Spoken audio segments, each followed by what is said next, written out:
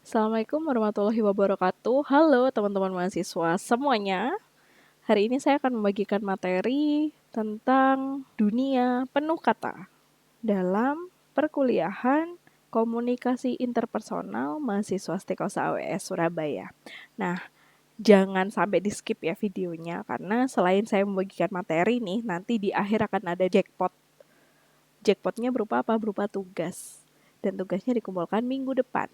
Gitu ya. Nanti bila ada pertanyaan yang belum jelas dari semua materi hari ini, bisa ditanyakan di ruang diskusi. Gitu ya.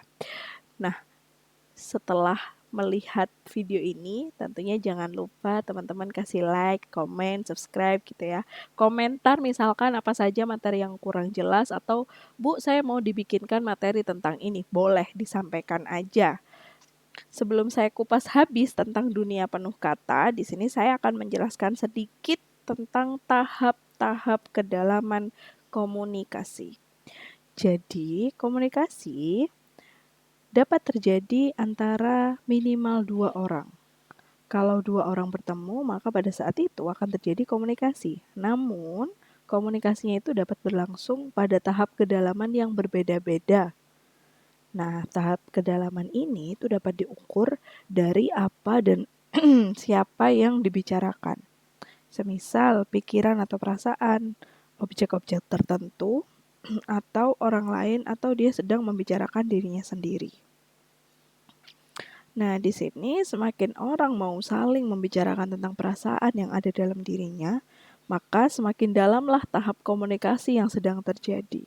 Nah, di sini saya akan menjelaskan dasar-dasar tahapan kedalaman komunikasi menurut John Powell. Dia membagi ke dalam 5 tahap. Jadi yang pertama adalah tahap yang paling dangkal, yaitu basa-basi.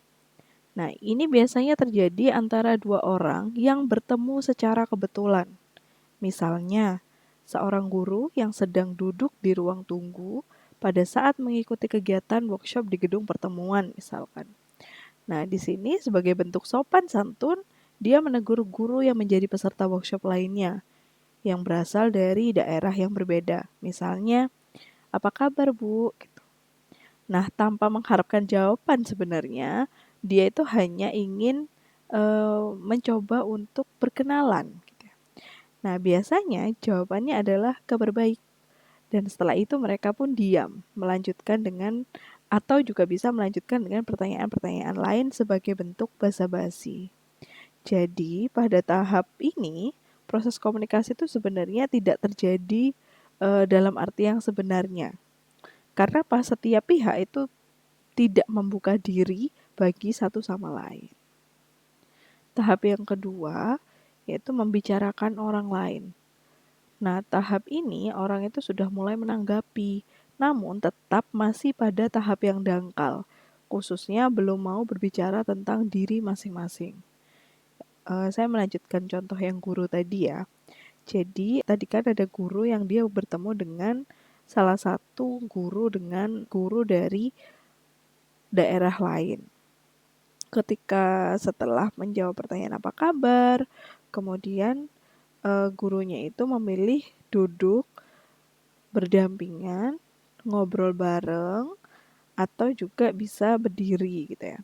Nah, pada saat itu objek yang dibicarakan itu masih di luar dirinya. Jadi mungkin tentang materi kegiatan workshop, kemudian masakan yang kurang lezat, kemudian masalah pelayanan jasa komunikasi di daerah masing-masing, dari pendidikan masing-masing kayak gitu. Nah, di dalam pembicaraan ini, dua orang guru itu tidak saling mengemukakan pendapat, hanya saling bertukar informasi. Singkatnya, mereka itu hanya berbicara omong kosong, gitu ya. Jadi belum ada isinya. Nah, biasanya ini belum saling membuka diri.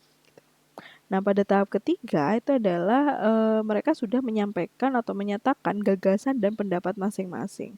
Nah, di sini dua orang itu sudah saling membuka diri, saling mengungkapkan perasaannya. Namun, pengungkapan diri tersebut masih terbatas pada tahap pikiran saja. Jadi ibaratnya ketika dipersilakan duduk, dia masih segan gitu ya. atau dia lebih memposisikan lebih dekat lagi gitu. Nah, dalam pembicaraan ini pun mereka sudah saling mengemukakan pendapatnya. Misal, tindak lanjut dari kegiatan workshop ini di daerah masing-masing nantinya akan seperti apa gitu ya. Nah, di sini mereka sudah saling mengungkapkan gagasan, namun mereka masih saling hati-hati memantau pendapat lawan bicara tentang pokok pembicaraan yang sudah terjadi.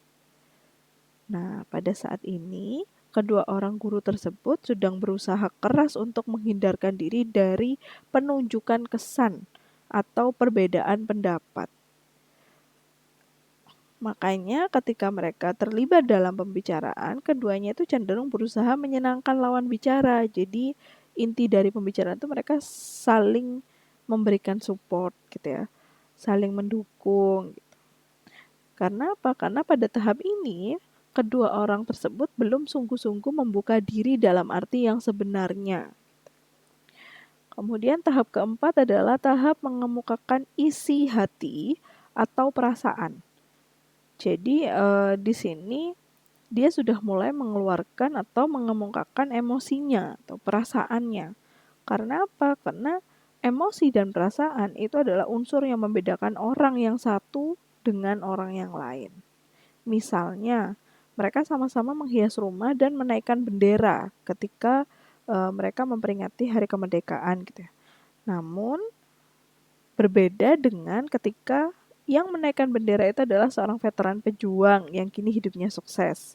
Kemudian seorang veteran yang nasibnya kurang beruntung dan terlupakan. Atau dengan warga masyarakat biasa yang tidak pernah mengalami masa perang. Dan seorang mahasiswa yang aktif memperjuangkan keadilan. Tentu mereka ketika menaikkan bendera itu dengan perasaan yang berbeda-beda. Nah, di sini jika kita berani gitu ya, atau ketika saling berani mengungkapkan perasaan dalam komunikasi interpersonal, maka hubungan antar unsur masyarakat tersebut akan terasa unik, berkesan, dan memberikan manfaat bagi perkembangan pribadi masing-masing. Namun, di sini dituntut keberanian, yaitu keberanian untuk bersikap jujur serta terbuka terhadap diri sendiri maupun lawan berbicara atau lawan komunikasinya. Misalnya kita kembali ke guru tadi ya. Kita ibaratkan pembicaraan dua orang guru tadi. Ketika sudah lama berbicara, berputar-putar dan mengalahkan perasaan gengsi ataupun malu, akhirnya keduanya sepakat pindah duduk di ruang lobi karena ingin mengungkapkan isi hati masing-masing. Melalui perjuangan yang berat, akhirnya keduanya berhasil membuka pintu hatinya lebar-lebar dan sesungguhnya ia tampak lega. Misalkan apa? Menceritakan keluh kesah di masing-masing tempat tinggal atau pekerjaan seperti itu. Nah, di sini hubungan mereka pun terasa menjadi lebih akrab. Dengan apa? Dengan saling mengungkapkan perasaan isi hati. Berarti keduanya telah sepakat untuk saling percaya. Nah, tahap yang terakhir nih itu adalah tahapan yang paling tinggi gitu ya. Tahapan terakhir itu adalah tahapan yang paling tinggi, yaitu hubungan puncak. Pada tahap ini, jalinan komunikasi itu ditandai dengan kejujuran, keterbukaan, dan saling percaya yang mutlak di antara kedua belah pihak. Jadi, di dalamnya itu sudah tidak ada ganjalan-ganjalan dari rasa takut, rasa khawatir. Karena apa? Karena mereka sudah saling percaya gitu ya. Selain merasa bebas untuk mengungkapkan perasaan, biasanya kedua belah pihak juga memiliki perasaan yang sama tentang banyak hal. Dengan kata lain, jalinan komunikasi interpersonalnya itu telah berkembang begitu mendalam sehingga kedua belah pihak merasakan kesatuan perasaan timbal balik. Jadi misalnya kayak contoh tadi ya, ibu-ibu guru ketika ikut pelatihan workshop tadi, itu sudah tidak segan-segan lagi ketika diajak pindah ke ruang makan untuk makan bersama gitu ya. Kemudian saling bertukar WhatsApp gitu. Kemudian tidak hanya saling basa-basi lagi ketika ketemu di hall kayak gitu, tapi sudah mulai ngerumpi, sudah mulai tukar pikiran gitu ya. Sudah mulai melanjutkan pembicaraan tidak hanya dari luar tapi juga dalam perasaannya. Selanjutnya adalah dunia penuh kata. Jadi, kelemahan dalam berbahasa membuat dunia saya menjadi terbatas. Karena apa? Karena dunia manusia itu adalah dunia penuh kata dan makna. Di sini kehidupan manusia itu saling terkait satu dengan yang lain, sehingga kita dapat merangkai makna bersama dalam kehidupan.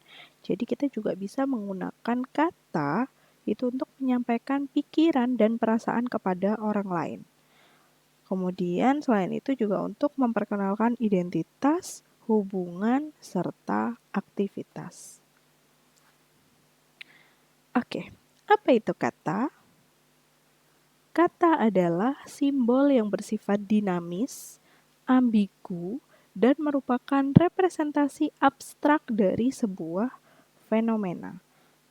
Misalnya nih, nama adalah simbol representasi diri. Jadi, saya Rista Ayu gitu ya. Kadang ketika seorang mengemukakan namanya itu berarti dia ingin dianggap namanya itu siapa, merepresentasikan apa gitu ya. Bahwa saya Rista Ayu Oktarina, seperti itu. Kemudian yang kedua, rumah. Kata rumah itu adalah simbol untuk menyatakan satu jenis bangunan yang spesifik. Rumah sakit. Jadi dia menyatakan bahwa ini rumah untuk berobat. Rumah makan. Dia menyatakan bahwa ini rumah tempatnya makan, seperti restoran, kayak gitu ya. Kemudian, kata cinta adalah simbol untuk perasaan kasih sayang. Jadi, saya cinta kamu misalkan. Nah, itu adalah pengungkapan perasaan bahwa saya itu sayang sama kamu gitu ya. Kemudian, ada yang terakhir, seni atau musik. Itu perasaan, pikiran, dan pengalaman. Kadang kita mendengarkan musik itu lebih identik dengan musik-musik yang relate gitu ya, relate dengan kehidupan kita sehari-hari atau relate dengan kondisi kita saat ini. Atau juga bisa ketika kita membuat musik gitu ya, atau ketika kita menulis sebuah lagu, itu adalah hasil dari apa sih yang ingin kita sampaikan gitu, apa sih yang ingin kita ungkapkan gitu. Jadi, semua bahasa itu adalah simbol. Tapi tidak semua simbol itu termasuk dalam kategori bahasa. Misalkan seperti tadi ya, si seni musik itu adalah perilaku nonverbal dari representasi dari perasaan, pikiran, dan pengalaman. Gitu. Nah, kita akan membahas 3 karakteristik simbol itu agar lebih mendalami makna simbol itu sendiri. Gitu ya. Jadi yang pertama adalah dinamis. Jadi dinamis itu adalah setiap kata tidak selalu berkaitan dengan objek yang direpresentasikan. Misalnya, kata buku itu tidak memiliki keterkaitan alamiah dengan segala sesuatu yang Anda baca sekarang. Jadi semua simbol itu bersifat dinamis karena kita bisa dengan mudah menggantikan simbol asalkan ada kesepakatan bahwa satu simbol itu mewakili satu makna tertentu. Jadi misalkan ketika kita membaca buku itu bukan berarti kita harus kita sedang mendalami buku itu gitu ya misalkan. Tapi ketika kita membaca buku misalkan buku masakan, berarti kita sedang ingin mencari resep-resep masakan gitu. Jadi kata-kata satu kata itu belum tentu mewakili apa yang ada di perasaan kita gitu. Kemudian bahasa dan kata itu kadang menimbulkan humor ketika kita tahu bahwa kebudayaan lain atau kata tersebut memiliki makna yang berbeda. Misalnya, kata-kata duduk sampean gitu ya misalkan. Kalau kata-kata duduk sampean itu kan berarti sampean itu kan arti bahasa Jawa adalah kamu. Nah, kalau duduk sampean berarti kamu duduk gitu ya. Tapi kalau duduk sampean di Gresik itu adalah bahasa atau kata yang menunjukkan lokasi tempat gitu ya. Ini sudah sampai mana? Di duduk sampean gitu. Pernah tahu nggak teman-teman? Karena pas satu kata itu bisa memiliki makna yang berbeda. Dan makna kata itu dapat berubah sepanjang waktu dengan adanya kata baru yang ditemukan. Jadi misalnya kalau dulu itu kita paham bahwa kalimat kamu itu sudah sopan gitu ya. Tapi karena sudah berubah gitu ya. Kalimat sorry bukan kamu, Anda itu sudah sopan gitu. Tapi sekarang kata Anda itu kadang seakan-akan sedang dimarahin, seakan-akan ada keterbatasan, ada batasan-batasan tertentu gitu ya. Jadi ketika lawan bicara kita kamu, sampean, jenengan gitu. Kalau dulu kan Anda itu sudah sopan ya. Kemudian kita dapat mengubah dan melekatkan makna tertentu pada percakapan informasi dan istilah tertentu yang hanya dimengerti oleh anggota kelompok. Nah, simbol itu juga bisa bersifat ambigu. Simbol itu bersifat multitafsir. Misalnya, bagi sebagian orang, kata teman baik itu kan berarti seseorang yang sering diajak berkumpul bersama. Tapi bagi sebagian orang, teman baik itu juga berarti orang yang dapat menjaga rahasia pribadi mereka. Atau misalkan istilah pakaian layak itu dapat memiliki tafsir yang berbeda pada orang yang memiliki penghasilan pas-pasan dan pada orang yang berkecukupan. Jadi pakaian layak biasanya ya layak dipakai yang masih bagus gitu ya. Yang nggak ada bolongnya. Tapi kalau bagi orang yang berduit pakaian layak itu ya pakaian bagus gitu ya. Jadi makna dari pakaian layak itu berbeda. Jadi makna yang melekat pada kata itu tergantung situasi, pengalaman, dan identitas daerah. Dan kata dapat memiliki beragam makna di berbagai wilayah. Ada juga beberapa kata yang maknanya disepakati secara universal. Nah, di sini ambiguitas itu dapat ditemui dalam komunikasi interpersonal. Selain itu, ambiguitas sendiri juga dapat ditemui di dunia kerja. Misalnya nih, ketika manajer meminta karyawannya supaya tidak menggunakan komputer kantor untuk urusan di luar pekerjaan. Nah, di sini maksudnya adalah agar karyawan itu tidak menggunakan komputer kantor untuk mengakses menu chat dan media sosial. Ternyata karyawannya itu menginterpretasikan perintah ini sebagai larangan untuk menanggapi email masuk tentang perusahaan mereka, tetapi tidak berhubungan langsung dengan deskripsi pekerjaan yang sedang dia lakukan. Gitu ya.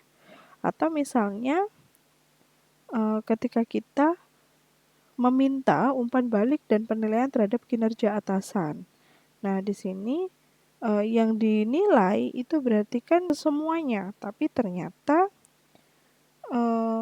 yang dinilai adalah ketelitian dalam mengerjakan laporan pekerjaan. Jadi simbol atau kata-kata itu juga bersifat ambigu. Kemudian yang ketiga, simbol itu juga bersifat abstrak. Jadi, artinya simbol tersebut tidak konkret dan tidak berwujud. Jadi kata itu kan simbol dari ide, orang, peristiwa, objek gitu ya. Tapi kata itu sendiri bukanlah benda yang mereka representasikan. Ada sebuah simbol yang diciptakan jauh dari realita konkret. Tapi simbol yang diciptakan jauh dari konkret itu rata-rata generalisasinya berlebihan. Nah, di sini individu itu cenderung ingat perilaku yang konsisten melekat pada orang lain. Individu itu juga cenderung tidak ingat perilaku yang tidak konsisten. Jadi label tidak menyenangkan lebih diingat daripada yang menyenangkan. Misalnya, teman-teman ketika mendapatkan label, kamu selalu bersikap menjengkelkan. Nah, kata selalu itu adalah bentuk generalisasi yang berlebihan dan sering kali tidak akurat. Kenapa? Tidak bisa diukur, tidak bisa dibuktikan. Selalu itu berapa lama? Kamu selalu terlambat. Terlambatnya itu berapa kali? Gitu misalnya. Kamu selalu terlambat dalam 1 minggu ini. Sudah 3 kali kamu terlambat misalnya gitu. Tapi kan bisa dihitung 3 kali. Tapi ketika kalimat yang keluar, kamu selalu bersikap menjengkelkan. Nah, selalu ini selalu apa gitu, selalu berapa lama, menjengkelkan seperti apa gitu. Nah, kemudian adalah prinsip-prinsip dalam komunikasi verbal. Yang pertama, bahasa dan budaya itu saling berkaitan. Jadi bahasa dan budaya itu saling berkaitan. Di sini proses komunikasi itu merefleksikan nilai dan perspektif dan membentuk kebudayaan. Jadi komunikasi itu dapat membentuk dan memproduksi kebudayaan. Misalnya, kita sekarang kan sudah banyak ya bermunculan nama-nama yang diberikan untuk kebudayaan-kebudayaan tertentu yang mencerminkan keyakinan pada daerah-daerah tertentu. Misalnya, tahun baru Islamiyah, tahun baru Masehi gitu ya, Paskah dan sebagainya gitu ya. Selanjutnya adalah kebanyakan bahasa di Asia itu menggunakan kata-kata yang spesifik untuk menjelaskan situasi atau hubungan kekerabatan. Misalnya, saudara kakek dari pihak ayah saya gitu. Jadi kan mbah ya, jadi kayak mbah kung gitu ya. Dari ayah. Kemudian pamannya ibu saya. Jadi pamannya ibu saya itu kekerabatannya adalah adiknya ibu gitu ya. Kemudian anak laki-laki saya yang paling bungsu. Itu jadi anak terakhir gitu. Nah, pemilihan kata seperti ini itu mencerminkan pola kekerabatan yang sangat kental dalam kebudayaan di Asia. Kemudian, sementara di bahasa Inggris gitu ya, itu memiliki kosakata yang lebih sedikit untuk menjelaskan hubungan kekerabatan, yang artinya masyarakat barat itu tidak terlalu menekankan pentingnya hubungan kekerabatan dalam keluarga. Bahkan seringkali di budaya asing gitu ya, atau di budaya barat sendiri tuh tidak ada panggilan uncle, auntie, kemudian grandma, grandpa itu jarang. Mereka langsung ketika kita lihat-lihat film gitu ya, itu langsung manggil nama. Hey David gitu. Hai Ross gitu-gitu. Jadi tidak ada eh, tidak tercermin hubungan kekerabatannya. Jadi, menurut Fantini dan Lim, bahasa itu membentuk bagaimana cara kita mengkategorisasikan situasi dan melihat dunia ini. Dan di sini komunikasi itu dapat memberikan makna berbeda pada objek dan situasi. Yang pertama, bahasa mampu mengubah wajah kebudayaan. Dulu istilah domestic partnership itu bentuk penerimaan kaum homoseksual dan lesbian artinya. Jadi istilahnya itu domestic partnership. Tapi kalau artinya itu adalah bentuk penerimaan gitu ya. Kemudian bahasa itu menjadi alat utama dalam pergerakan sosial. Kayak misalkan kemarin RKUHP di Indonesia itu suara masyarakat untuk mengubah persepsi hukum. Kemudian bahasa menjadi alat untuk mengubah persepsi. Misalnya istilah disabilitas itu pengganti istilah cacat. Jadi kalau cacat itu kan cenderung artinya atau maknanya itu agak sedikit kurang bagus gitu ya. Tapi kalau disabilitas itu kalimatnya sudah beda gitu. Padahal aslinya artinya itu sama. Orang dengan keterbatasan fisik. Selanjutnya adalah makna bahasa bersifat subjektif. Nah, di sini makna dari setiap kata itu tidak mutlak. Jadi kita itu menciptakan makna dengan ketika berinteraksi dengan orang lain. Nah, proses menciptakan makna bersifat simbolis karena kita mengandalkan pada makna kata dan objek lain yang ada di sekitarnya. Dan di sini secara berkala itu terus mengaitkan dan menciptakan makna dalam komunikasi. Misalkan ketika seseorang berkata saya tersesat. Nah, pasti teman-teman akan berpikir mengenai komentar apa sih yang diberikan pada orang lain dengan kalimat yang keluar saya tersesat.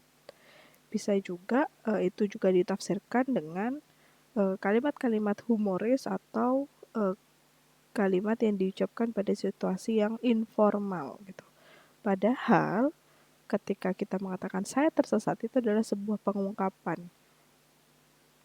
Nah, aturan penggunaan bahasa. Jadi, komunikasi verbal itu dibentuk oleh aturan tak tertulis. Dan komunikasi verbal sendiri itu memiliki aturan yang mengatur secara teknis, dari mulai cara pengucapan kalimat atau struktur kalimatnya. Selain ketentuan tersebut juga ada panduannya, panduan komunikasi, yang artinya kesepakatan tidak tertulis dalam masyarakat mengenai makna kata dan bagaimana kata tersebut dapat digunakan pada situasi-situasi tertentu. Contohnya ketika kita paham pada orang lain yang ingin bicara, atau ketika orang lain bicara kita harus diam gitu ya, atau ketika kita harus tenang ketika berada di perpustakaan. Atau kita juga seringkali menyerap gaya bicara anggota keluarga saat berinteraksi. Untuk apa? Untuk menyamakan gaya bicaranya atau gaya komunikasinya. Nah, di sini ada 2 aturan. Yang pertama adalah aturan regulatif dan yang kedua adalah aturan konstitutif. Aturan regulatif itu adalah aturan yang menentukan apa, di mana, bagaimana, dan dengan siapa kita berkomunikasi. Misalnya, kita paham bahwa pakaian casual itu dapat digunakan dalam suasana yang santai. Tetapi, jika hendak ke kantor, kita harus menggunakan pakaian yang lebih rapi. Misal juga beberapa keluarga punya peraturan bahwa tidak boleh berbicara selama makan. Nah, di sini keluarga juga mengajarkan bagaimana cara kita berkomunikasi dalam situasi yang konflik. Nah, di sini jenis aturan regulatif itu di berbagai belahan dunia itu beragam gitu ya. Bergantung dari budaya yang diyakini di sana dan norma-norma yang diyakini. Kemudian yang kedua adalah aturan konstitutif. Nah, aturan konstitutif itu menentukan bagaimana cara kita memaknai perbedaan komunikasi antar budaya. Jadi kita di sini belajar bagaimana cara menghormati. Menghormati itu adalah memberikan perhatian, persahabatan, misalkan tersenyum, afeksi itu pelukan, dan profesional itu tepat waktu dan kompetitif. Nah, di sini kita juga paham apa komunikasi yang diharapkan jika ingin dilihat sebagai orang yang baik. Jadi kita menunjukkan dukungan, kemudian ketika kita ingin dianggap sebagai karyawan yang bertanggung jawab, jadi dengan cara menyampaikan laporan dengan baik, melaksanakan tugas dari atasan gitu ya. Kemudian ketika kita aturannya adalah pasangan yang romantis, jadi kita menunjukkan rasa percaya dan saling berbagi gitu ya. Nah, di sini kita belajar aturan konstitutif dan regulatif itu dari keluarga dan lingkungan sosial.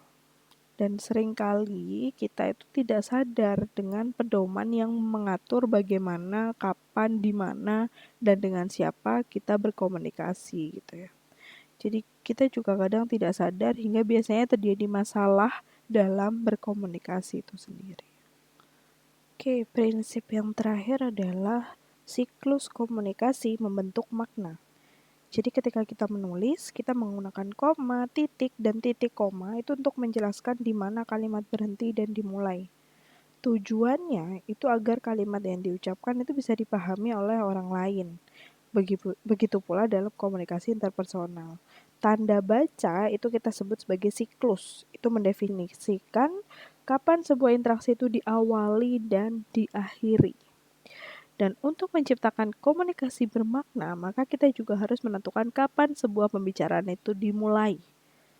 Nah, masalahnya itu muncul apabila kita tidak memberikan tanda siklus dalam komunikasi.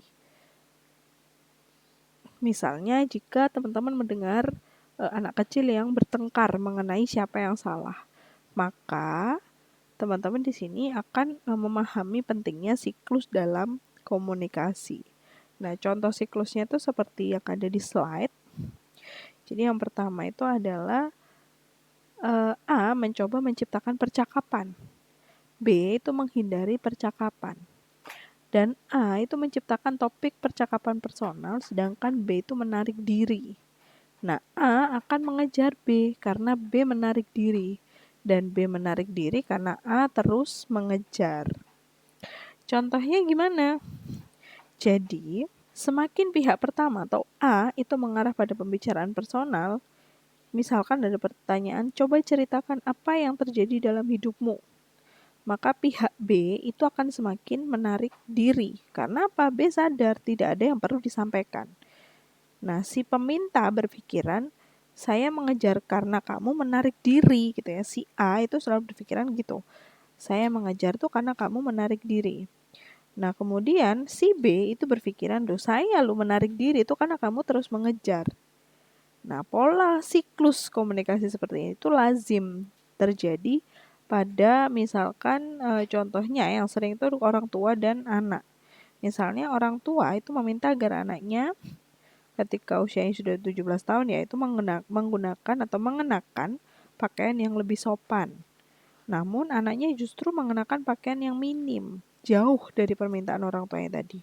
Nah, kemudian orang tuanya memperingatkan supaya anaknya tidak mengenakan pakaian itu jika berpergian keluar rumah. Nah, ternyata si anak justru mengenakan pakaian yang lebih minim dan lari keluar rumah. Itu adalah contoh siklus komunikasi itu membentuk makna gitu ya. Jadi, di sini permintaan-permintaan yang disampaikan oleh orang tuanya itu sebenarnya adalah mengarahkan pada konflik. Nah, mereka merasa tidak dipahami oleh orang tuanya gitu ya, dan orang tuanya merasa tidak dipahami oleh anaknya. Nah, perasaan saling memahami inilah akhirnya berujung pada kepuasan dan ketidakpuasan dalam berkomunikasi gitu ya.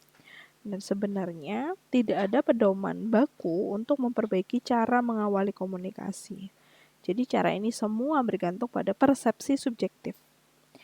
Jadi ketika komunikator tidak setuju dengan cara komunikasi tersebut, maka ia juga tidak akan menyampaikan apa yang terjadi di antara mereka. Oke, selesai materi hari ini. Sekarang waktunya saya menjelaskan tentang tugas yang harus teman-teman kerjakan untuk minggu depan. Tugasnya gampang kok. Jadi yang pertama adalah berkomunikasi dengan jelas. Nah, di sini teman-teman hanya perlu menjelaskan dari bahasa-bahasa ambigu gitu ya, atau mengekspresikan dengan jelas apa sih yang ingin teman-teman sampaikan dari bahasa ambigu di kolom sebelah kiri. Misalnya nih, bahasa ambigunya adalah Anda kasar. Nah, bahasa yang lebih jelas dengan interpretasi dan ekspresi itu, saya tidak suka saat Anda menginterupsi saya. Jadi kata-kata kata-kata Anda kasar itu berarti saya tidak suka saat Anda menginterupsi saya.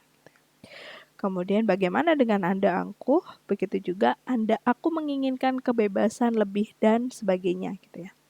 Kemudian soal yang nomor 2, aturan komunikasi. Nah, di sini teman-teman perlu